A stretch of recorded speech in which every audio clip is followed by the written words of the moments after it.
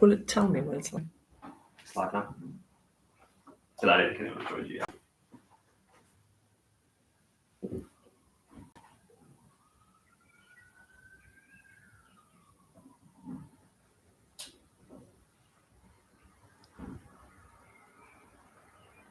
Hello, and welcome to Doughty Street on this lovely afternoon.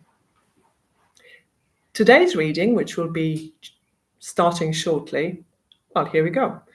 Today's Lunchtime Live is going to be from the Pickwick Papers. I hope you enjoy it. This little divergent from the subject in hand had, of course, the intended effect of turning all eyes to Mr. Pickwick. Sergeant Buzzfuzz, having partially recovered from the state of moral elevation into which he'd lashed himself, resumed.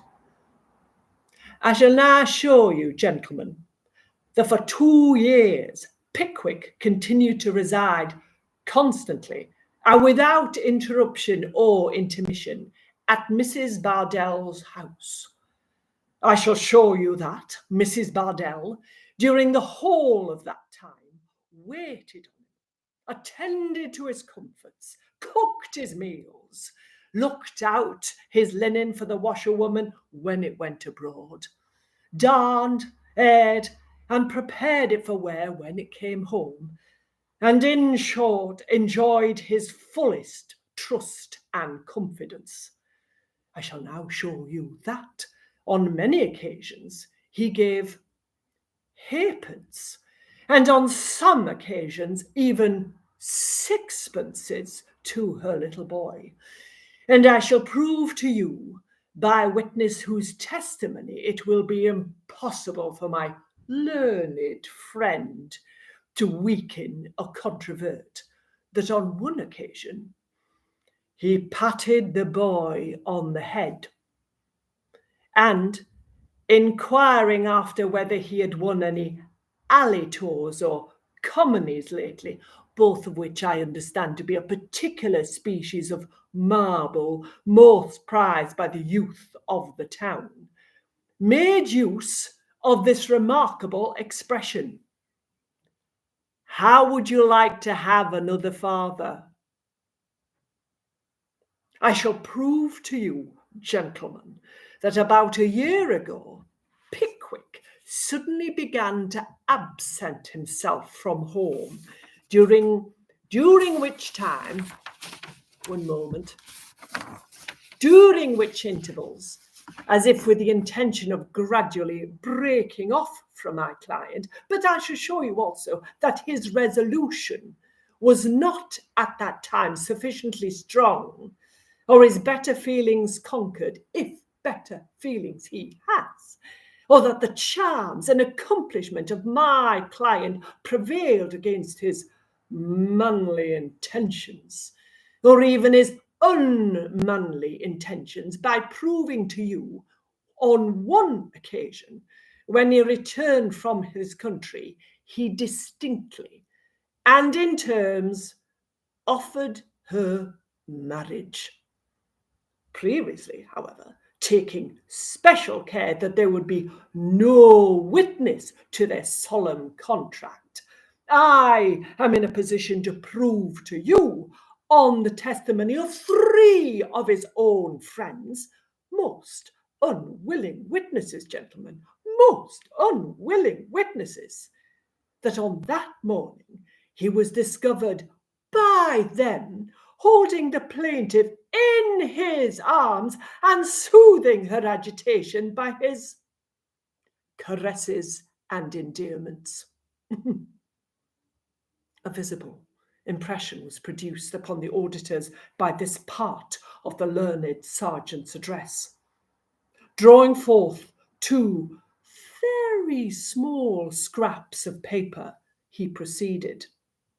And now, gentlemen, but 1 word more. 2 letters have passed between these parties, letters which are admitted to be in the handwriting of the defendant, and which speak volumes indeed. The letters, too, bespeak the character of the man. They are not open, fervent, eloquent epistles, breathing nothing but the language of affectionate attachment. They are covert, sly, underhanded communications, but fortunately far more conclusive that if encouched in the most glowing language and in the most poetic imaginary. Letters that might be viewed with a cautious and suspicious eye. Letters that were evidently intended at the time by Pickwick to mislead and delude any third parties into whose hands they might fall. Let me read the first. Garaways, 12 o'clock. Dear Mrs. B, chops and tomato sauce, yours, Pickwick. Gentlemen, what does that mean? Chops and tomato sauce, yours, Pickwick? Chops? Gracious heaven! And tomato sauce?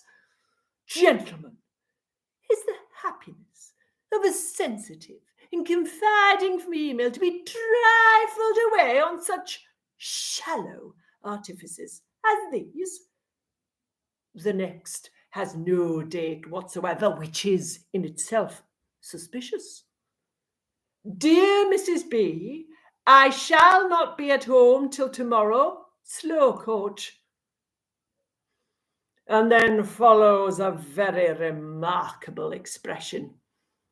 Don't trouble yourself about the warming pan. The warming pan?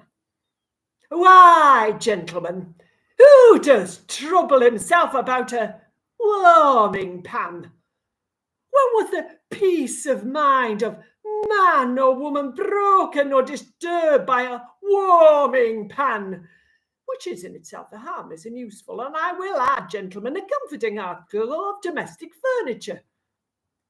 Why is Mrs. Bardell so earnestly entreated not to agitate herself from this warming pan, unless, as is no doubt the case, it is a mere cover for hidden fire, a mere substitute for some endearing word or promise, agreeably to be a preconcerted system of correspondence artfully contrived by Pickwick with a view to his contemplated desertion. And this